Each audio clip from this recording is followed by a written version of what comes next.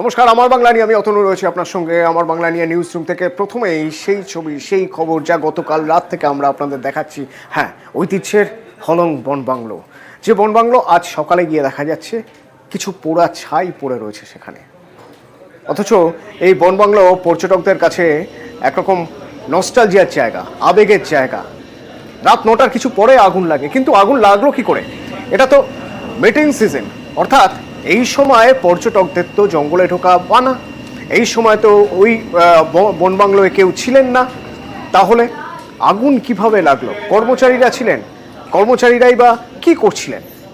তদন্ত চলছে। আমার সঙ্গে পার্থপ্রতিম রয়েছেন, এখান থেকে সরাসরি পার্থপ্রতিমের সঙ্গে একবার কথা বলবো। পার্থপ্রতিম, যে ছবি দেখছি এ ছবি মন খারাপের ছবি, এ ছবি ভালো লাগার ছবি নয়, কিন্তু এই ছবির পিছনে কারণ কি সেটা তো খুঁজে বার করতে হবে। কিভাবে তদন্ত চলছে?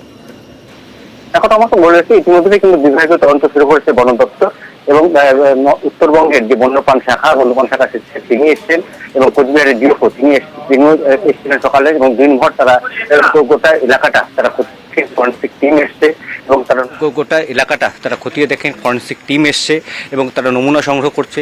পাশাপাশি তোমাকে জানিয়ে রাখি যে গতকাল এই ঘটনার সময় যে সমস্ত বন দপ্তরের কর্মীরা সেখানে ছিলেন তাদেরকে জিজ্ঞাসাবাদ ইতিমধ্যেই শুরু করেছে। কীভাবে আগুন লাগলো, কেনই বা পর্যটক শূন্য এই ঐতিহ্যের পর্যটকদের অতি প্রিয় ডেস্টিনেশন এই হলং বনবাংলোতে আগুন লাগলো। সিসিআর যেটা সকালে আমাদের জানিয়েছিলেন যে দোতলা 3 নম্বর রুম থেকে আগুন ছড়িয়েছে, কিন্তু এই সময় তো পর্যটক শূন্য হলং বনবাংলো। তাহলে কেন এই বনবাংলোতে আগুন লাগলো, বা এসি যে বিস্ফোরণ হয়েছে বলা হচ্ছে বন দপ্তরের পক্ষ থেকে? কারণ এই সময় যা ওয়েদার রয়েছে মাদারিহাট, আলিপুরদুয়ার সংলগ্ন এলাকা প্রায় উত্তরবঙ্গে, সেখানে কিন্তু এসির কোনো রকম প্রয়োজনীয়তা নেই। তাহলে কিভাবে আগুন লাগলো, কেন আগুন লাগলো, বা আগুন এর আগে বা রক্ষণাবেক্ষণের কি কোথাও গাফিলতি ছিল? সেই সব একাধিক প্রশ্ন উঠে আসছে। তার আজ তদন্ত একটি রিপোর্ট ইতিমধ্যেই কিন্তু সিসিএফ উত্তরবঙ্গ বন্যপ্রাণ শাখা তিনি জেলা শাসককে দিয়েছেন। একটি রিপোর্ট নবান্ন পাঠানো হয়েছে এবং কাল আরও একটি টিম আসবে, ফরেন্সিক টিম যাবে সেখানে দেখতে। বন দপ্তরের টিম পরশু যেতে পারেন। বন প্রতিমন্ত্রী বীরবাহা হাঁসদা, প্রশ্ন উঠছে, আসলে প্রশ্ন উঠছে যে কিভাবে আগুন লাগলো। যদি এসি থেকেই হয়ে থাকে তাহলে এসি কি করে চলছিল এই সময়? জলদাপাড়া জাতীয় উদ্যান তো বন্ধ 16ই জুন থেকে, এবং সেখানে বৃষ্টি চলছে তখন। তাহলে বৃষ্টির মধ্যে এসি চালানোর প্রয়োজনীয়তা থাকে কোথা থেকে? বন দপ্তর তদন্ত করছে। একাধিক প্রশ্ন তুলছেন পরিবেশ প্রেমী পর্যটন ব্যবসায়ীরা। এটা কি মানে শর্ট সার্কিট থেকে আগুন? এটাই আপনাদের প্রাইমা ফেসি মনে হচ্ছে। না না, তো যেহেতু এখানে মানে কারো এরকম অ্যাঙ্গেল তো আমরা দেখছি না, যেহেতু এটা আমাদের নিজের বাংলা, ওর তো বাইরের লোক এখানে কেউ আসার সম্ভাবনাও নেই। আর আমাদের নিজের লোকই দেখাশোনা এসি যারা মানে আমাদের স্টাফরা যারা প্রত্যক্ষদর্শী আছে, ওরা এরকম বলেছে কি যারা আগুন নিবানের চেষ্টা করছে, ওরা বলছে কি প্রথম যখন আগুন লেগেছিল ওরা ফায়ার এক্সটিংগুইশার দিয়ে যখন চেষ্টা করলো, তারপরে ওরা নিভাতে পারেনি। তারপরে কিছু মিনিটের মধ্যেই এসিটা ওখানে বাইরের ইউনিটটা বার্স্ট করে আগুনটা আরও বেশি লেগে গেছে। যেহেতু কাঠ এত তাড়াতাড়ি আগুন ধরে দিয়েছে অলরেডি, তো ওটাকে আর মানে বাঁচানো যায়নি। শর্ট সার্কিটটা শুধু এসি থেকেই হয় আপনাদেরকে কে বলেছে? এসি চালানো হয়েছে সেটাই আপনারা জানলেন বা কি করে? আমাদের একটা টিম কমিটি আমরা বানাচ্ছি, আমাদের অফিসারেরা যাবেন, তদন্ত হবে, সঠিক তথ্যটা আমরাও চাইছি বের করতে। আমরা 4-5 জনের একটা কমিটি করব এবং আমরা চাইছি আজকে মিটিংটা করার পর কালকেই আমরা টিমটাকে পাঠাবো। অলরেডি আমাদের ডিপার্টমেন্ট থেকে একজন সিনিয়র অফিসারকে পাঠানো হয়েছে। বনবাংলো বন্ধ আছে, টুরিস্ট যায়নি, কিন্তু আমাদের বনকর্মীরা তো আছেই, সেখানে ধারে কাছে তো বনকর্মীরা থাকে এবং সেখানে আমরা অন্য কাউকে ঢুকতেও দিচ্ছি না, যেহেতু কাঠের স্ট্রাকচার একটা এবং পুরনো অনেক দিনের ব্যাপার। তো কোথা থেকে কি হয়েছে এটা আমরা কারো মুখের কথা বিশ্বাস করতে চাইছি না। তদন্ত আমার কর্মী যারা ছিলেন তারা প্রথম যে আগুন দেখতে পেয়েছিলেন তখন কিন্তু একটু প্রচেষ্টা করেছিলেন, কিন্তু যেহেতু অনেক বড় একটা ব্যাপার আর কাঠের যেহেতু স্ট্রাকচার ছিলেন তার জন্য এটাকে আটকানো যায়।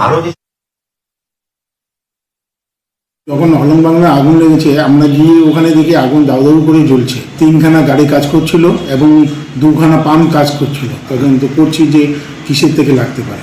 শর্ট সার্কিট বলছে বন দপ্তর, অনেকটা বলছে। সেটা সেইভাবে কিছু বলা যাবে না এখন। কাঠের বাড়ি ছিল বিশাল, এখান থেকে যেতে তো একটা সময় লাগবে, রাস্তাটা একটু কনজেস্টেড ছিল।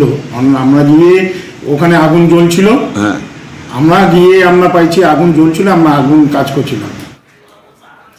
সিদ্ধার্থ শঙ্কর রায় থেকে জ্যোতি বসু, মমতা বন্দ্যোপাধ্যায় সবারই প্রিয় ছিল এই হলং বন বাংলো, যা ছিল এখন আর নেই। গতকাল রাতে পুড়ে ছাই অনেকের অনেক স্মৃতি।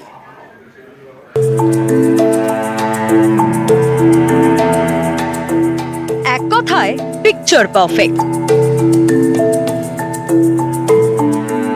আলিপুরদুয়ারে জলদাপাড়া অভয়ারণ্যের মধ্যে হলং বন বাংলো। জঙ্গলের মধ্যে দিয়ে বেশ কিছুটা যাওয়ার পর তার দেখা মেলে। দোতলা বাংলো, পুরোটাই কাঠের।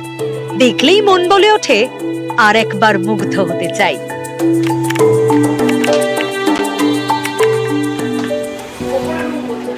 হলং বন বাংলো। ঘরের বাইরে তাকালেই ঘন অরণ্য, অরণ্যের দিন রাত্রি। জঙ্গলের ফাঁক দিয়ে ঘরে এসে গা এলায় রোদ্দুর। জানলার সামনে এসে দাঁড়ালেই অন্য জগৎ। আকাশের নীল, জঙ্গলের সবুজ, সব চুপচাপ। চুপ কথাই হলংয়ের রূপকথা। সামনে হলং নদী, সেও নীরবে বয়ে যায়। নীরব কোথায় থাকে? নদীর বাঁকে বাঁকে। নদীর ওপারে সল্ট লেক বা নুনি। বিকেলের দিকে এখানেই নুন চাটতে আসে নানা জন্তু জানোয়ার। বন বাংলোয় বসেই বিকেলে বন্য প্রাণীদের সাক্ষাৎ। হলংয়ে বসে জঙ্গল বুক।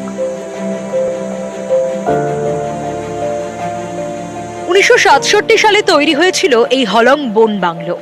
একে ঘিরে অনেকের অনেক স্মৃতি। মঙ্গলবার রাতে সব পুড়ে ছাই।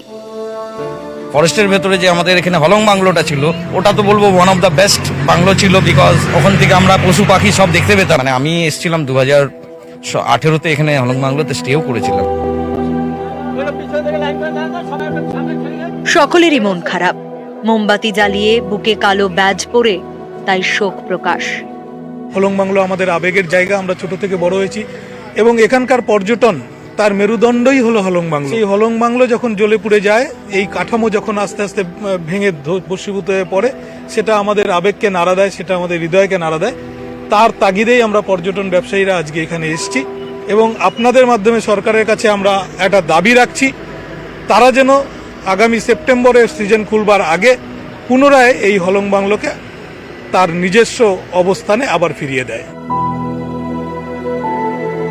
নিউজ 18 বাংলা।